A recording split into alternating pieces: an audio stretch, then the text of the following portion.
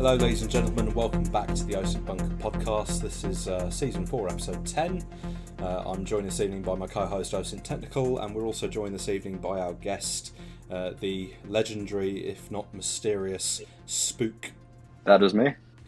We'll start off perhaps by getting Spook to just introduce himself, tell us a little bit about himself and about what he does, and then we'll get into the topics for this evening. So I'm pretty infamous because I have a Telegram, and I would say the largest English-speaking Telegram that focuses on Russian casualties. So that is my infamy. I'm also famous for just being a head on Twitter. What I do basically is enjoyer. Would you say that's a fairly good job description? I wouldn't put that on my resume. No. In my private world, I have an expertise in counterterrorism, extremism, and human-based intelligence, or human. I also fail to take any job offer that I get in the IC. I've been contracted X, Y, and Z through government contractors, but I've never actually worked for the quote-unquote public sector. I'm kind of dropped out of that, though, and now I'm in commodities trading because there's more money in it, and that's kind of what feeds me. So, on Twitter, I made my account that now sits at over 27,000 followers, which isn't much, but it's something, focusing on the Ukrainian-Russian conflict. I had been watching that since about March, April 21, when things started to pick up towards November is when I actually made my account, because I didn't want to just continue focusing on that on my private and accounts that I'm interacting with people that I work with and my family and so forth. It kind of blew up once people realized that I was a head, and I actively held spaces where I would contest people's points and arguments. And then towards March, when the Kyiv offensive was occurring, and towards the end of that, so early April when the pushback occurred, I started focusing more on applying my knowledge, my very limited knowledge at the time of open source intelligence, and just gathering images, geolocating pictures of just Russian casualties. So I have, in my eyes, and I put the call up many times, nobody's ever came back and pushed back.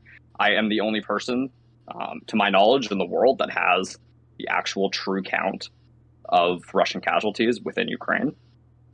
Everything else has pretty much been an estimate. Obviously, the Ukrainian government, NATO's various governments under NATO, and Russian government know what the true numbers are, or at least can project an estimate.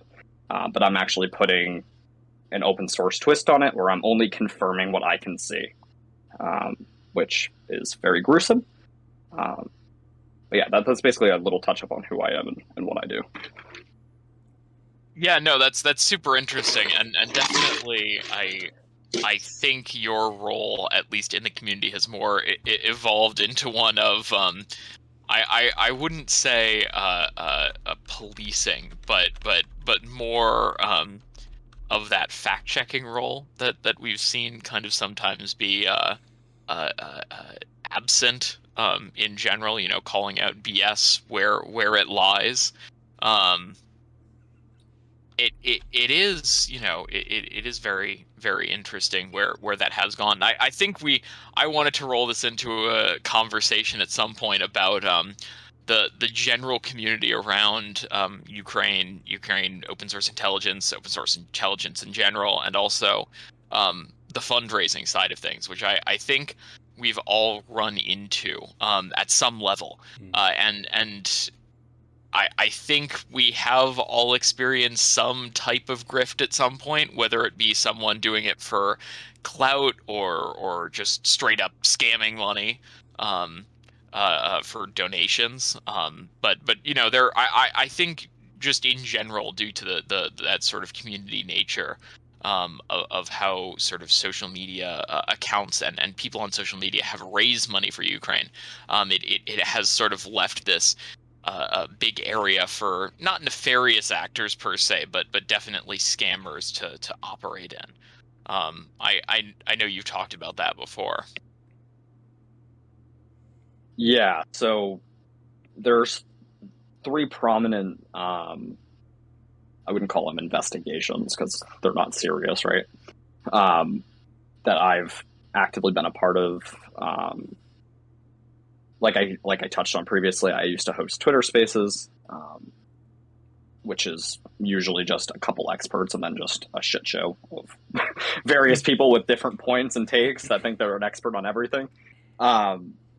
There was a very prolific guy in one of those that was actively raising money behind the scenes, not on my space, but spaces I was a part of and XYZ, often really hyping up the fact that he was getting all these drones and basically contracting with DJI and this, that, and the other. And basically what it was found out that he was doing is actually just funneling that money directly into his bank account. And since people typically lead financial decisions with emotion, people were very quick to jump on donating whatever amounts of money that they had available to them to this guy. And this guy would just use it for his lavish vacations in Greece. And he was, I believe, Welsh. Defense geek, you're going to jump down my throat if he's not. If he's truly British. But he traveled back and forth, and he basically just funded his entire lifestyle from March to, I want to say, early June, just basically taking money from unsuspected people that would enter my Twitter space, and then he would just go in DM and then basically run money through that. I mean, the reason I started investigating who he was truly was just because of his weird discourse that he would have surrounding, like, not necessarily taking donations, because anybody can work for an NGO, but like the stuff that he was actually purchasing, right? So saying that he had contracts with DJI and other drone manufacturers in both China and Taiwan, basically stating that he's going to those countries. He's going to China. He's going to Taiwan. He's actually meeting with the board of directors for some of these companies. It just made no sense to me that some no-name guy is calling all these shots, right? And still having 12 hours a day to sit on Twitter Spaces. It just didn't add up to me. So I just started looking into him, and eventually, with the help of some other gentleman in Canada that's a lawyer, basically went back and forth. He basically made an entire dossier on this guy. Another one is more prolific. Probably the most famous one, because it's been in international news, is, and this is probably the only one I'll name drop because it's irrelevant at this point. Canadian-Ukrainian volunteer. This was a massive account. Would steal basically Telegram videos, Photoshop himself into different scenes, take his paintball and airsoft equipment and take pictures of it. Basically, the telltale sign with that, and God bless anybody that actually fell for him, was none of his gear was actually dirty in any of the pictures that he took. And it was an ongoing joke, I know, between our group chat that we have and other group chats on the internet. I'm like, who the hell's gear is this clean, right? He's claiming to be in a trench somewhere in Kherson, but there's not a speck of dirt on anything. Well, wait, don't forget the bicycle operations, because he might not have gotten dirty on those. Yes, the prolific, the very prolific electric bicycles. Is that what he was claiming? I honestly think there were a variety of claims. And the other thing was, his story was always so variable on like what he was doing, who he was with. Like he was like putting it all behind this like air of mystery, like, you know, I'm some special operator in the Ukrainian military with like very little experience outside of that, but like I can't really tell you specifically what I'm doing, but I'll put in all these like interesting nuggets to like make you think I'm doing something cool, which I do think is kind of one of those hallmarks of an account that kind of may be not entirely truthful about what's happening. they operate in this gray area where it's kind of hard to outright disprove them because they rarely post enough information. But eventually, just the volume, as you were pointing out, of what they're posting, just gets ridiculous. Again, posting undirtied equipment and a variety of airsoft and replica gear. That you can only acquire in Canada, or that Yes. that is available for individuals in Canada. And I definitely think that is a huge giveaway for some of these more grifting accounts.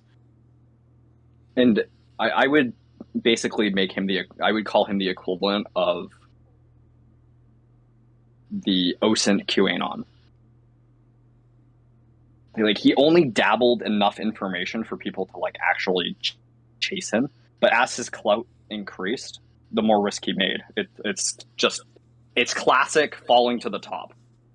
So he just kept posting and posting, and people with a brain equivalent consistency of like a mashed potato are like, this guy, I have to follow this guy. I'm getting on the ground information in quote unquote timely fashion from some random operator on the Kherson front lines. People are very apt to follow that if they have no idea anything about conflicts. Now, Yeah. I didn't actually see that he was raising any money. Maybe I'm wrong. I think it was just a clout chase. I don't think he was publicly. He might have been doing it privately, but I don't think anyone has come forward to say that he was. And I mean, it's kind of hard to raise money like that without, making it obvious that you are raising money. So there's at least the assumption that this may have just been for clout. Which, if it was, then there's some stuff that, I mean, the dude running it probably needs a tiny bit of therapy. I would give maybe talk through some of those issues about why he was pretending to be in Ukraine. But yeah, I definitely don't think he was. Again, there are like the two types of grifters. There are like just the ones doing it for clout, and then there are the ones who are more malicious, actually doing it to earn money. And that's a different type of like ness on a whole different scale. But yeah, I like, in the grand scheme of things, like, even though Canadian Ukrainian, like, that account was super large, had a bunch of followers, and was posting stuff, wasn't like directly harmful per se, because he wasn't trying to sort of siphon away money. He wasn't, he generally seemed to be towing the Ukrainian like government line. So it wasn't exactly that like different than what you would expect from a Ukrainian government account or government associated account. But he just wasn't there. Like, it was just fake. It was someone doing the ultimate internet LARP. And hundreds of thousands of people followed him. And he got that attention because he was just posting, again, ridiculous stuff. It's very easy to weave together like this story of doing these badass things, if you aren't there. Exactly. And he has all the time in the world to think about what he's going to post next. Or dress up in his backyard. Exactly. Or claim OPSEC and post about a battle that happened 3 hours ago that we all see on Telegram. Like, being away from a conflict, tens of thousands of miles away, allows you to actually be able to orchestrate a better story than what you would actually hear from somebody on the ground. Because obviously all three of us see the conflict in a different scope than somebody actually there. Yeah, we can talk about this heroic battle that took place that did actually take place. And he has the air of, because he's on the ground, he must know more than all, everyone else, even though he's not there. And again, I will say always, people on the ground have a completely different view of the situation. It is, hyper focused, but just with so much more depth and clarity than, any of us on the outside can actually get. Sometimes we can have, broader strokes, ideas of what's happening. Like, someone on the Kherson front, isn't going to have the same understanding of what's happening in Kharkiv, but they have a far more detailed understanding of like the actual physical conditions there. But at the same time, we just didn't see that. It's very unit level, though. It's very unit level. Yeah, exactly. And which was one of the very telltale signs that he was full of shit is how the because you know what's happening on the battalion level. You know, like when you're in the military, you're told to do an order and you go and do that order. Especially that close to a front line, that's that important. You have, at least in Western militaries, levels of operational security that you have to follow, and he was just not following any of them. But that wasn't even his biggest problem, is he was calling out where they were heading in past tense, technically, because he's watching it unfold like we are, and then reporting on it as he was there. It didn't make sense. And my favorite part of that account was that any single person that challenged him, he blocked. I would guarantee at the peak of his account, I would say around like him being at like 90,000 followers, before the grift like started becoming like mainstream, that he probably had a block list 1/3 of what his following was, because he would just block prolifically, literally everybody. Yeah, well, and again, that's another way that a lot of these grifters are able to sort of curate their own scam, I guess, because they're basically able to curate their following down to the people who truly believe it. And that can be risky, because it creates an environment of people who self-reinforce the grift, and create sort of this niche micro community, that you know, it's a bunch of people who are saying, yeah, you're right, you're on the ground, you know, all these other people are lying, and we see this all over the place with other stuff. And in other social media contexts, but this one is directly pertains to a scam.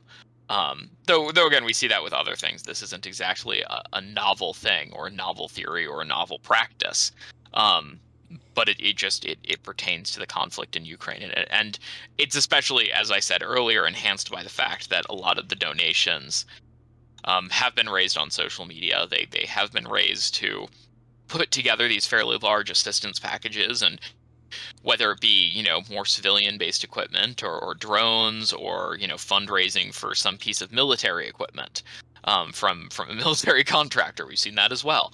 I think that there's a lot of money sort of floating around in that social media space, and it's allowed a lot of scammers to operate, you know, with a large amount of impunity, and I mean, again, just like calling them heads is the best sort of way to proceed, and unearth them when they're doing it.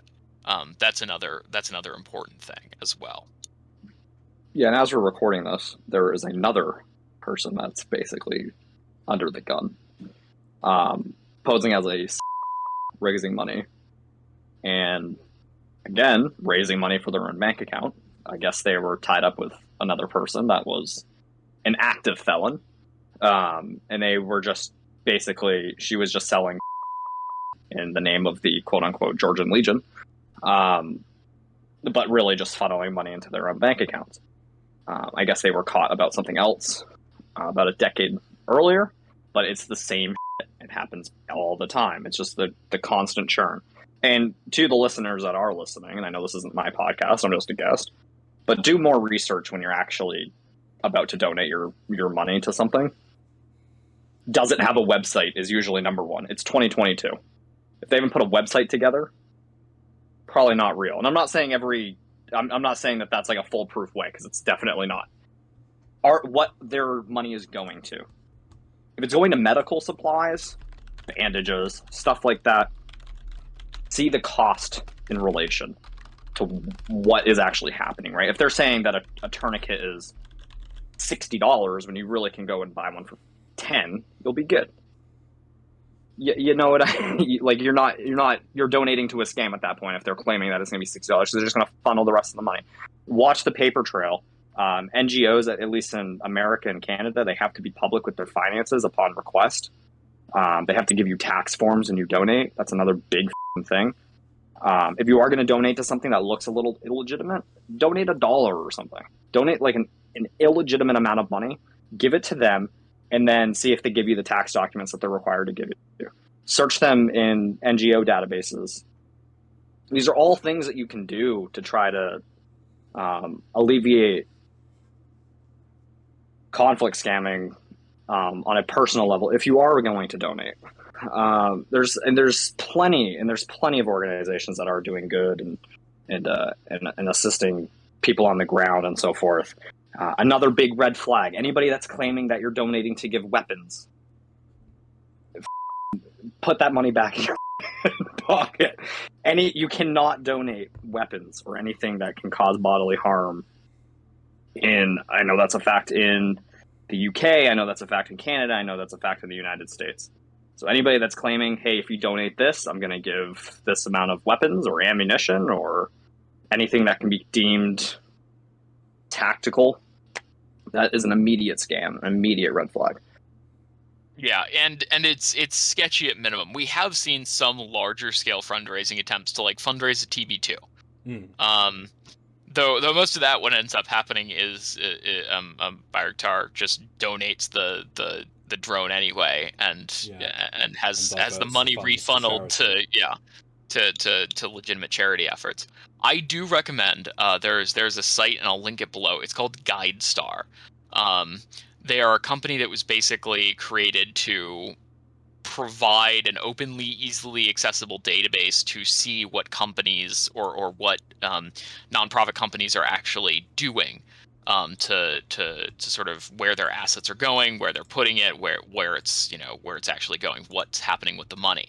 If you search just Ukraine right now, in their list of organizations they have, there are something like 1,100 results of various organizations with Ukraine in the name.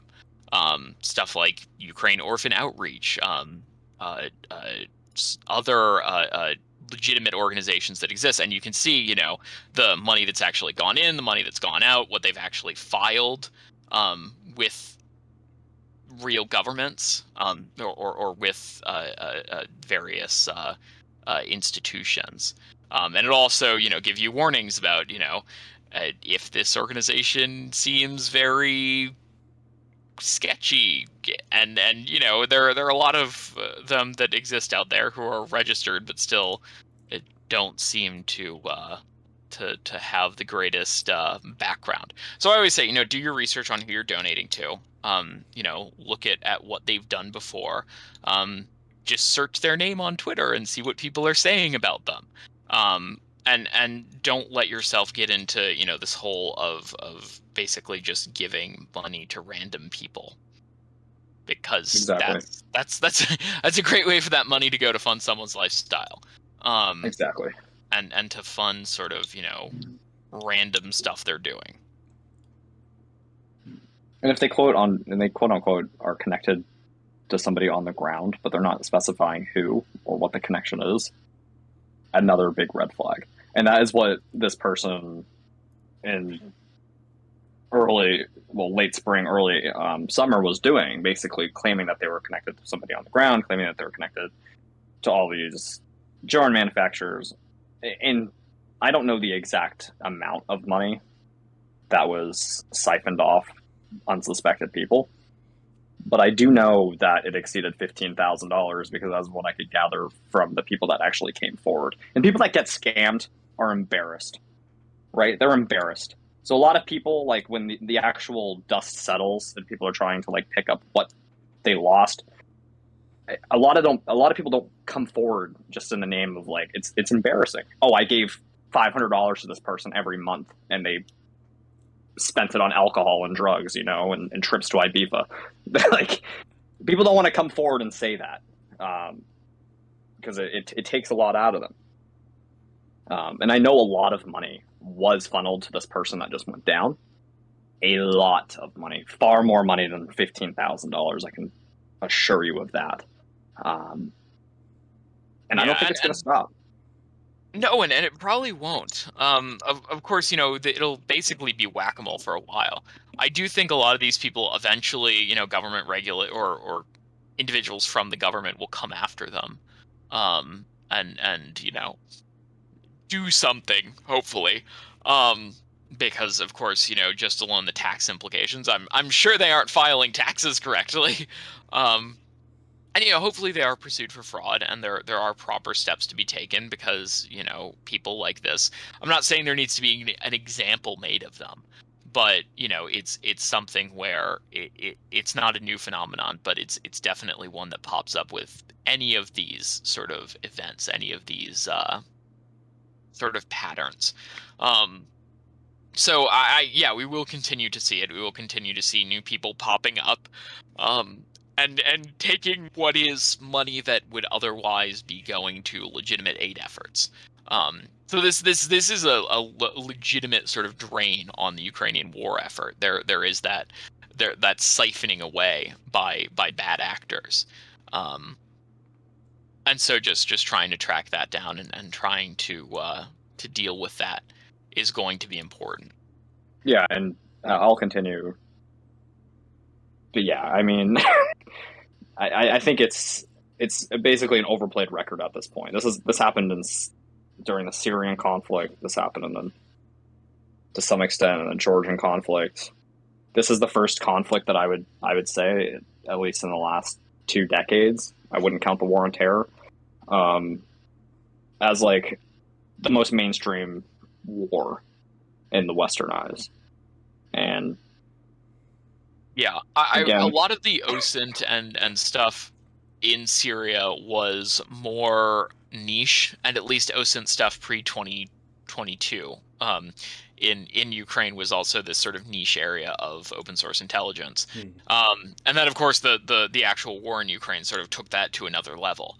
And so there are a bunch of people jumping on the bandwagon, sort of doing this, following things, reposting Telegram stuff with no context or wrong context. And I think that's a risk as we sort of see more and more accounts try to take advantage of the situation, especially to acquire financial acquire finance, or I don't know the proper term for this, but basically, again, take advantage of the situation and grift. It's just grifting at the end of the day. It happens in a bunch of different situations, and it will continue to happen. And it obviously won't stop. And I've probably said that 5 times so far. We will continue to see people do this over and over and over again, and just be careful with who you're giving your money to. If someone seems shady, or is setting off alarm bells, or is making ridiculous claims over what they're able to do, or doesn't back up what they're doing with evidence, it's generally a red flag. And keep track of these things, and before you give large amounts of money to an organization, or an individual, because there are tons of individuals doing massive amounts of aid work. And they are donating large amounts of supplies to Ukraine, both humanitarian and military adjacent supplies. They are out there. They do exist. They do great work, but they almost always are providing a large amount of evidence of what they're doing. And it's usually the accounts that aren't providing that evidence that are doing more of the scamming. Yeah, and the thing is too is typically the more transparent an organization, typically the more influence that they'll have, and the more money they'll raise. In nonprofits, at the end of the day, are still businesses. They're just run a little bit differently. It's in their best interest, these larger organizations, to be as transparent as possible so they can continue doing what they're doing. You're not going to find that on lower end, essentially grifters. The other thing that really, and I know you, Osinttechnical, you touch on this quite a bit with a couple other people that we're connected to. How do I put this? The influence grabs that have occurred since, I want to say, March. Like, there's a ton of accounts that were made in March, when basically this war bubbled over. And I have no issue with people joining the community and doing this and doing that. I, for one, never wanted to be this big public account. I've said that multiple times. I don't strive to have the amount of followers that Osinttechnical has, because with that it comes a huge responsibility and a huge burden, because everything you say is retweeted by hundreds of people. You basically create a pool of misinformation within your account, even if you're doing everything right, because there's always going to be the 6 people that comment on every post that steal the attention away from the original post. Or quote tweeted. And again, when your account is my size, it is so hard to track all this down. Like, I really do try. I legitimately do try to police my comments. I try to police my retweets. I try to keep my content from being used in, misleading ways. And I try to provide context. I try to, provide help for these things. And, it does get sometimes overwhelming. Where people will use my content to mislead or to sort of put together their own narrative, which, sucks.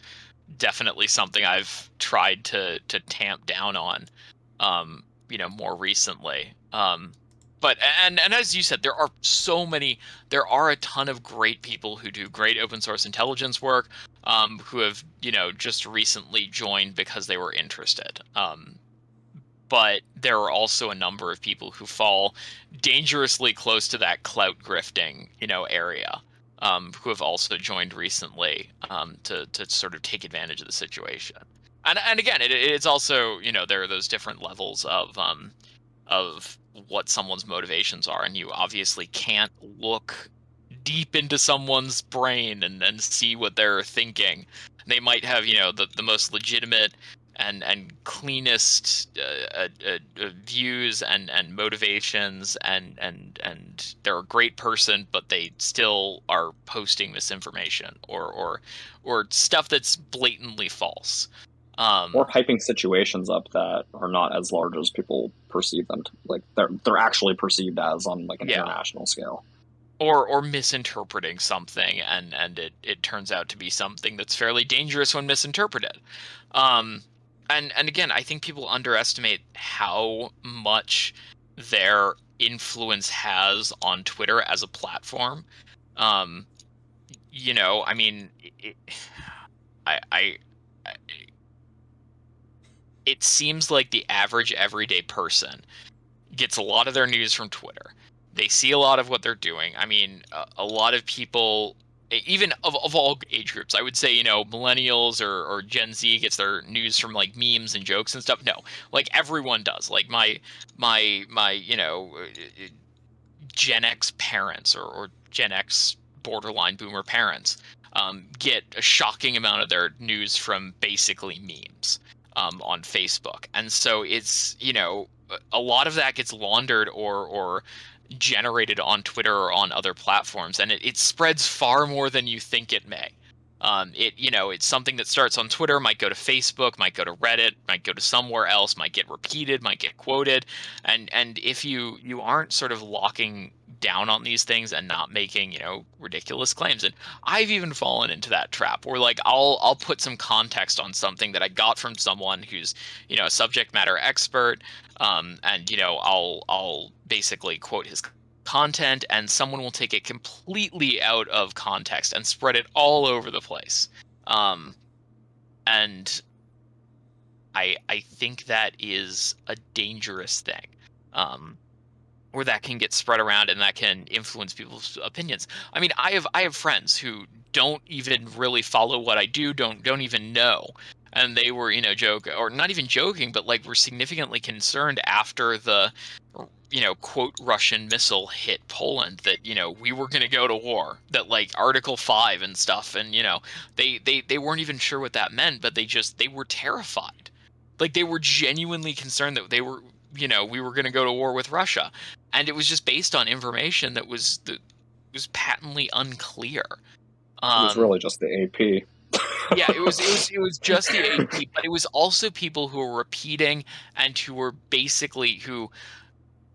may have had not just an interest but an agenda on what they wanted to see the narrative be. And I think we ran into that issue heavily with this incident. And yeah, like it caused a huge number of issues, and it was not necessarily perpetrated, but amplified as well, by a lot of people on Twitter. And I mean, heck, I can consider myself to be that, in that sort of area, where I'll amplify something, but without even knowingly doing it. And a bunch of people will amplify things without knowingly doing it. There are some people who amplify things while knowing what they're doing, and they're, like, I'm not going to call anyone specifically out, but like, yeah, no, not cool at all.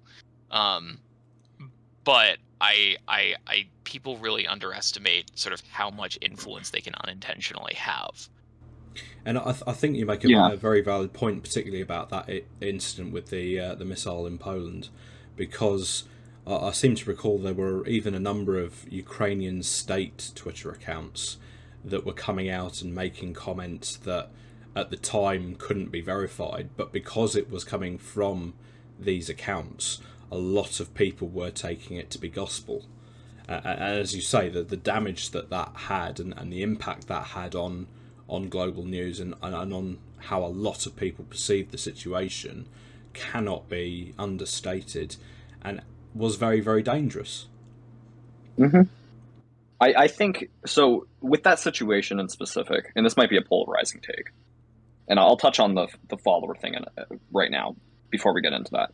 So like every time that I retweet something, it's 2 buttons I click. I press the retweet button, and ask if I want to quote tweet or retweet. I press a button. That's 27,000 people that are going to view that, right? Osinttechnical does the same thing. That's, 600,000 people? Defense Geek, you do it. 30,000 people, right? It's a lot of people. And then that telephone game plays. By the time it gets to our parents, the entire world knows, right? So and this is where my polarizing take comes in. And if you guys want me to stop at any point, just let me know, as it will be polarizing. I as a Westerner, as somebody that lives in the United States, the only allegiance that I have in the world is to the United States. Obviously, I have bias. I would like Ukraine to win this. But that's coming from a national security standpoint, as that the more that Ukraine does, the more weak Russia gets. Again, I'm sworn to my own country. I'm sworn to my own views. There is a large swath of the quote-unquote Osint Twitter space, or really the Ukraine Twitter space is what I would actually call it, of people that basically anything that they hear from the Ukrainian government is the equivalent of a Catholic person being told by the Pope. Everything that they say is to the T. They can create propaganda. They are an information machine. That is where we get into very dangerous waters, because I know, I'm not exactly sure who in our group, and I'm not going to name drop because they're not here, basically came out and was like, hey, this is an S-300. S-300s can't be fired from Russia, right? They might be able to be fired from Belarus. But the probability of that and being that attack specifically in the strategic there is no benefit, right? Unless you're trying to exacerbate the war. But at that point, why didn't you attack like a base or something, right? So somebody said, hey, that was an S-300. That's an air defense missile, right? 600 people are in their comments being like, no, it's not. Ukraine just told me that that's a Russian missile.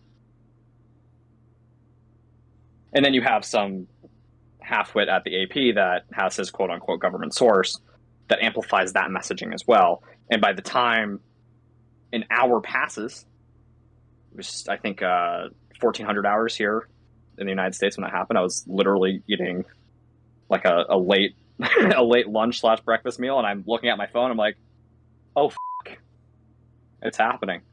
Because I was getting all my information from people that were amplifying essentially propaganda. I know here in the United States, in our military, if we fire something and indirectly hit a target, the entire command chain knows pretty much instantly, right? You don't just miss where you fired something. Small arms fire is different than a missile, right? You're literally launching that. Yeah, and Um, I don't think your take is, I wouldn't consider it a super hot take, though I know some people would. Um, but yeah, and I mean, I knew even people who had like a good understanding of the situation, like understood that it was an S300, and was trying to sort of create these slightly ridiculous, like very esoteric scenarios where it could still be a Russian missile, and like it was irresponsible to say it could be Ukrainian. Um, and I think a lot of people fall sort of into that trap of thinking that, oh, the Ukrainians can do no wrong. I mean, even though this situation wasn't even the Ukrainians doing any wrong, like it was Ukrainian air defense missile. Like it's not like the yeah, Ukrainians bombed Poland. Like it was a horrifying accident, effectively. That was caused by the Ukrainians trying to protect one of their western cities from Russian cruise missiles. Like I don't understand why people are so willing to basically overlook anything that could possibly be construed as negative. Um, and additionally, on top of that, of course, the Ukrainian government, their response to it, I would consider to be a bit um, rash in not. I mean, if the Ukrainian government or Ukrainian government accounts had come out and basically said, we are investigating the situation. It's, we're horrified to see what happened today. Russian cruise missile attacks on our territory are a terrible act. They target civilian infrastructure, and just like leave it there and just say, we're investigating, we're cooperating with the Polish government and with NATO on this issue.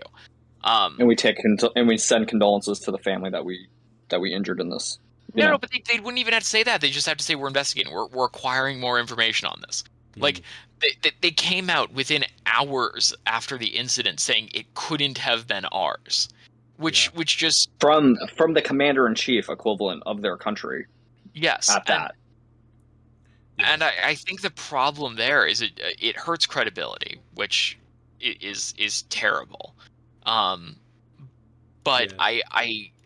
I do think there is that problem, and of course, then there are the people around that who legitimately now believe that it's all a NATO Polish like conspiracy to hide the fact that it was a Russian missile. There are legitimately Yep. still people in my comments who believe that Yep. straight up believe that there was a NATO Polish conspiracy to hide the fact that it was a Russian missile, and it's just like I cannot believe. Oh, and then of course, like on top of that, people were creating conspiracies about Israel because one of the reporters who had tweeted the picture of the S-300 fragment was Israeli, and like I just I'm absolutely baffled by like how these people will then turn around and like accuse the Russians of doing disinformation. Like, yes, the Russians are a disinformation machine. Congratulations, you are now doing the exact same thing. Mm. Like to the T of what the average Russian Telegram poster does. And it's just like there was supposed to or there's was this idea that like there was this level of credibility among the open source intelligence community and it was something that would cut through potential false claims on both sides and see what was actually happening. Um and that kind of fell apart a bit there, but again, it's people who at the end of the day are posting to an agenda, whether that be conscious or unconscious. There is that internal bias that they can't overcome, and I think there's a problem there, and I think also this applies to people who are the audience to this too. You don't necessarily have to be posting. You can be retweeting, you can be liking, you can be commenting, um, but sort of assess things critically. um, Yes. don't take statements as blind fact. Assess things, look at them, actually, take a minute. And this applies to Russian claims as well. Like, assess the Russian claims on a situation. Like, Mm. does this make sense? No, it doesn't, or maybe it does. But things should be taken critically and just not at face value all the time.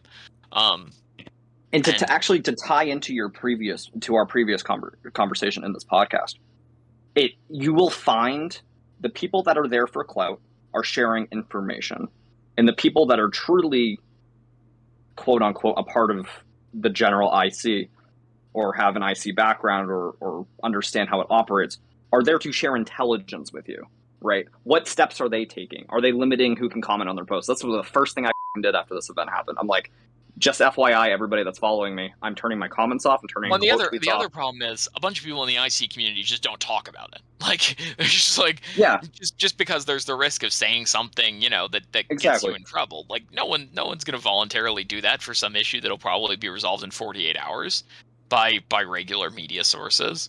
So I think the problem is we saw here was that the AP ran a story based on a single unnamed, unsourced, quote vetted individual, but Exactly. yeah, I would say there was some editorial mistakes there, and then they tried to, you know, blame the journalist who did it, even though the journalist basically said at the editorial level, I have a single source on this.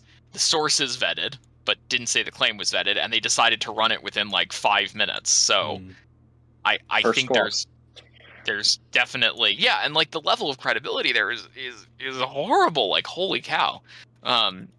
You know, I think that is equivalent of what Osint Twitter does too, is they just grab a claim and they project it. And I'm not saying us as a group, but I a at lot least of the try people to that see just if I join. can geolocate something for the love of Christ. Like, I think like falling into that trap is terrible. Like, and some people may notice, like, what my account has switched to recently is relying on stuff that I can visually confirm as being Ukrainian or being Ukrainian activity, stuff that I can geolocate to confirm news or to report, basically to report on news. I need something that I can geolocate, or I have a video of it, or I have something where I can basically say, this is coming from a fairly credible source. Here's a video or a picture or X, Y, or Z of the situation. Here's where it happened. Like, and I think a bunch of people are stumbling over themselves now to just get the news out first and do like text-only claims of a situation. And I know that we as a group, particularly the group chat that you're referring to, Spook, we do often sort of, if we see something, we question it in the group first to see if anyone else is hearing it on other platforms or from other sources. Because, as you say, it is so important when we are, you know, broadcasting this to thousands of different accounts who are then in turn, you know, broadcasting it even further. It is so important that we are making sure we get the details right. And if we don't know for certain, you know, avoiding commenting to a certain extent is very, very important. Exactly. We collectively, as a group, 60 plus of us, have over 1.5 million people that follow us. That's more people that live in my state that I live in, right? Yeah. Like, that's a lot of people. The word, and that is why we're responsible with our reporting. Other accounts will just immediately jump on it because they want to be first squawk, they want to get the most likes, and people cave to what their audience wants from them, right? So you get a lot of that. Like, if I keep sharing misinformation, people are going to continue to like me, and my clout's going to grow, which is why they're there. And then there's people like me that I'll post something, it'll be a hot take, i.e., the appearance of a Ukrainian assassination of POWs, right? I can post that in whatever light I want to post, immediately get backlash. But I'm going to continue doing that because that is the real narrative of the war. I'm not a puppet of the Ukrainian government. I don't have to share their propaganda. And I'm not a puppet of the Russian government. I have to share their propaganda. Right? We all have to look at it from a third-party perspective when we're sharing data. But there's a lot of people that don't understand that. Yeah, and I think a lot of us will say this very openly, that none of us are completely reliable sources. No one is a completely reliable source. Yeah. We should actively be criticized in what we post because that makes us better. You know, being able to process these things.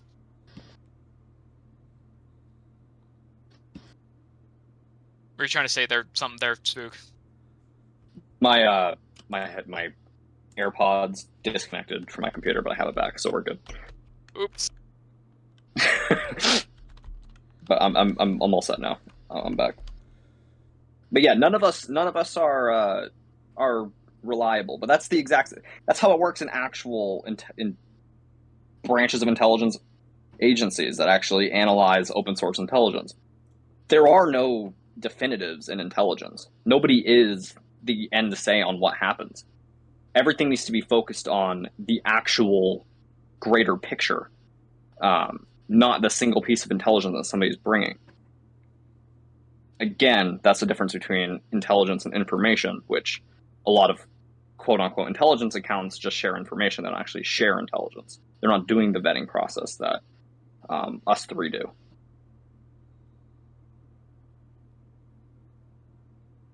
Yeah, absolutely, and that's a huge problem that we all run into. Is again a lot of people will take us at our word, and like, please don't. Like, and we do run into this problem of we try to encourage criticality to what we're saying. If you see something that's wrong, please say it. Please reflect that. I'm not gonna block you for calling me out. Like, I won't. Like, I really do not block people for calling me out. Frankly, there's a pretty good chance you're gonna get quote tweeted underneath the tweet if it's wrong, or quote tweeted under the retraction if it's wrong. And I think that it's something that people need to understand. Like, if an account blocks you for posting what seems to be very reasonable criticism, or criticism with evidence, and doesn't respond to it, or doesn't, present a counter argument or something else, and just straight up blocks you, something there is kind of a bit fishy. Like, that should be a red flag. Know their narrative. Yeah, they're no better than Canadian Ukrainian volunteer.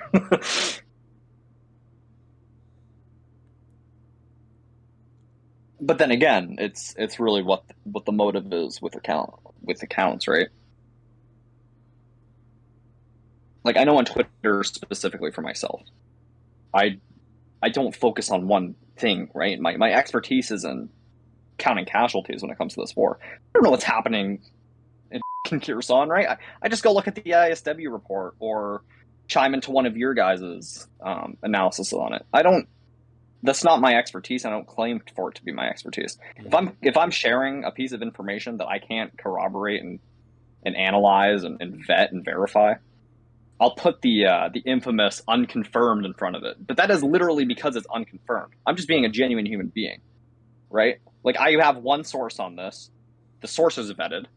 The information is vetted. But I can't compare and contrast that. I can't analyze that piece of information to actually make it intelligence and make it a confirmed piece. Yeah, and I think that's something that we absolutely need to sort of, again, reinforce with the audience we have here, the audience we have in general. Again, we aren't, no one is a singular reliable narrator.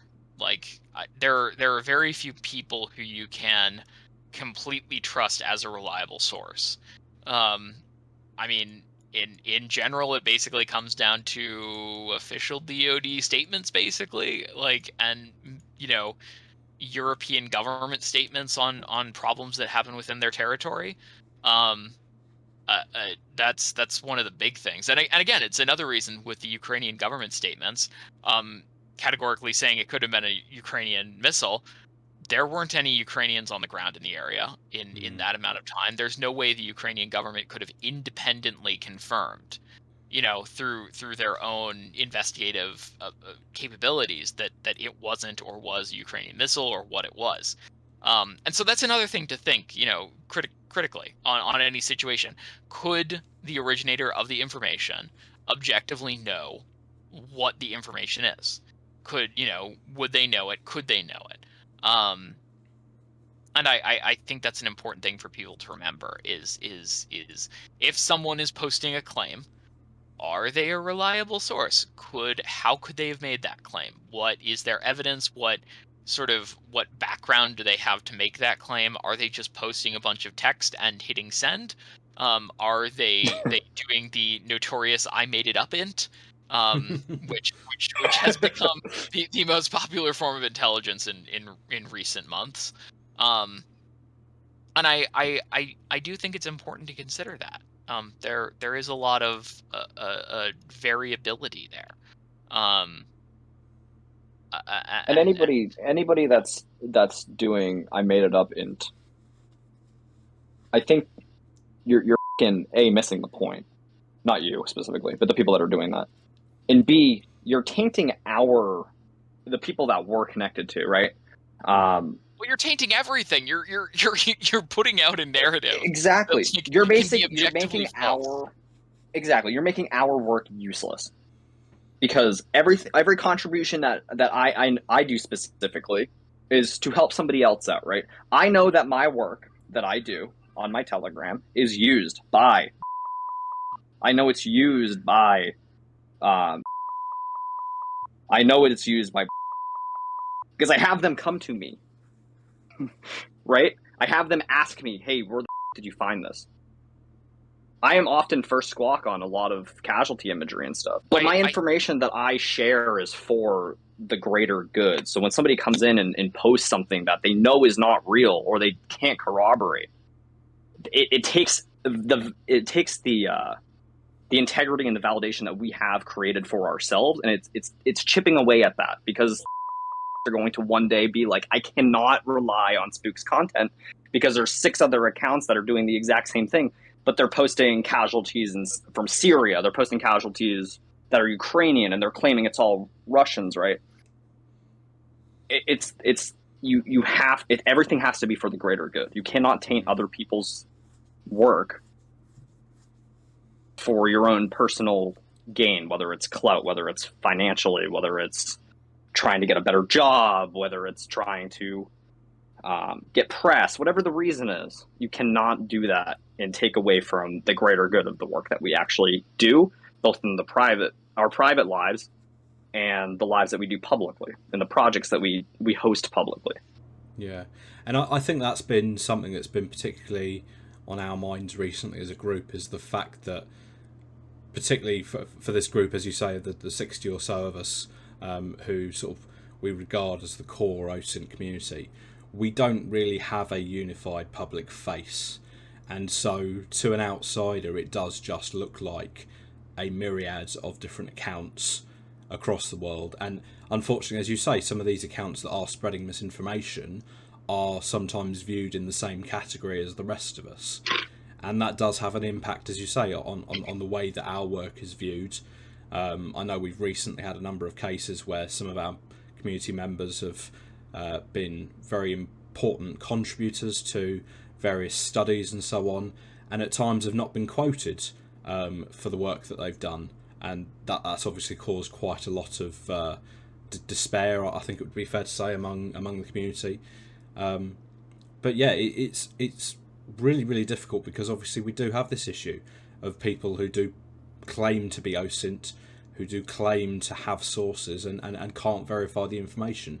And as you say, when we're looking at, particularly in light of recent changes at Twitter, where now anyone can get verified with a blue tick, it becomes very, very difficult for the average Joe public to be able to discern between what's real and what isn't. Yeah, and I think that is something to be considered at all times. You know, who is trustworthy, who isn't trustworthy, and I think the value of information has become important, but also degraded in some ways.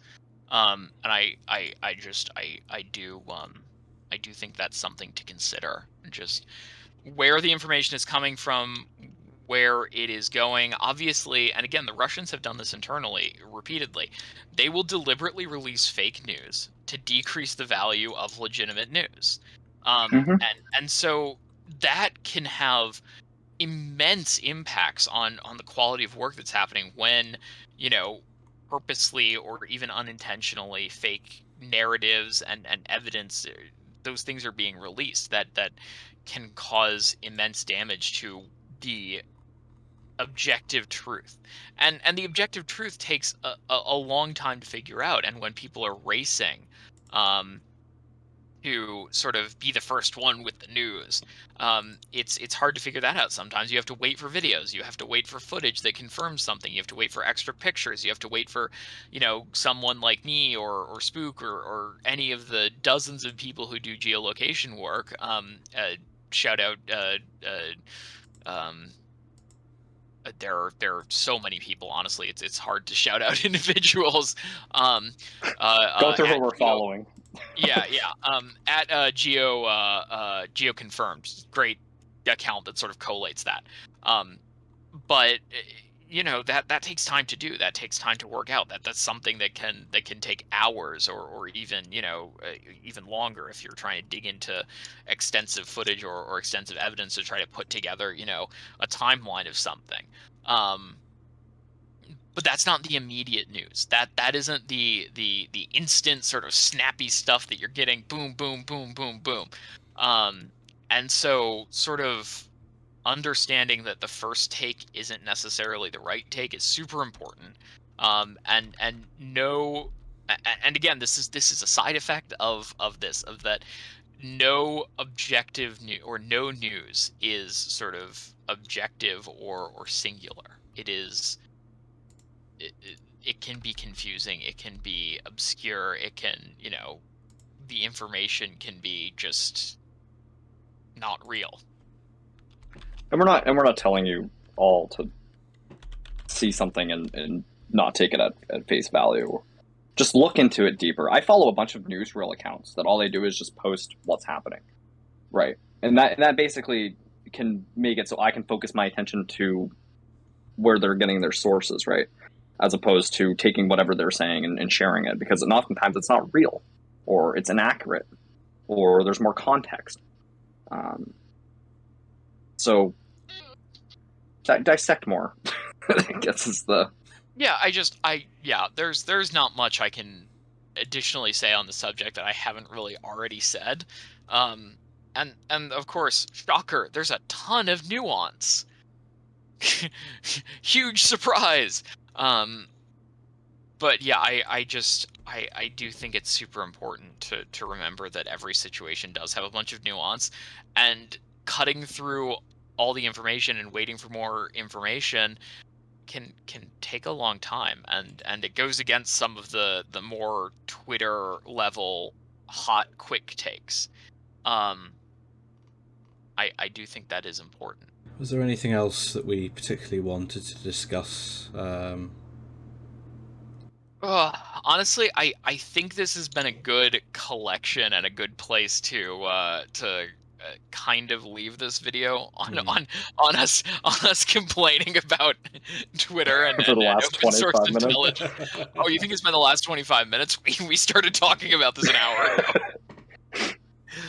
Oh man, but yeah, I definitely, end top line note, and maybe I should like clip this portion and put it at the beginning, is like, we aren't 100% trustworthy. No one is 100% trustworthy. There are degrees of trustworthiness. Everyone screws up at some point. In general, it takes longer to put together better, more well-researched information. Beware of people making early definitive claims on a situation without necessary information, because either they're leaking stuff, which there's a whole conversation to be had on that, or they don't know and they're doing the infamous "I made it up" scent. But yeah, that's the general thing to take into account, is that no one has the complete story. No one, literally no one. Yeah. And on that note, we're going to leave you with another partially complete story. As we announced last episode, we are looking to the future, and we will be pressing ahead in early 2023 with season 5 of the podcast. So that will be something for you all to look forward to. Towards the end of season 4, we've now got 2 episodes left after today. The finale episode, which we are hoping to have live in time for Christmas, will be a veritable smorgasbord of every Osint community member who has the time to join us. So it will probably be a long episode, and it will probably be a bit of a mess with various contributors joining us from across the world. But that, again, something to look forward to. And as we look forward to the future of the podcast, we are also going to be joined on the co-host team. We've got one confirmed and one as yet to be confirmed co-host to join us, in addition to myself, Technical, and Kyle on the team. I'm pleased to announce this evening that Austin who joined us as a guest on last week's episode, will be joining the co-host team for the start of Season 5 in 2023. And hopefully we'll be able to announce the other co-host in due course, also joining us again at the start of Season 5 early next year. And because John, of course, didn't tell me this at the start of this, huge surprise. I guess welcome Austin to the team. It's glad to have someone DC based as well, to make scheduling to sort of push back against the Brits for a bit. But yeah, we're definitely excited to see that sort of continue.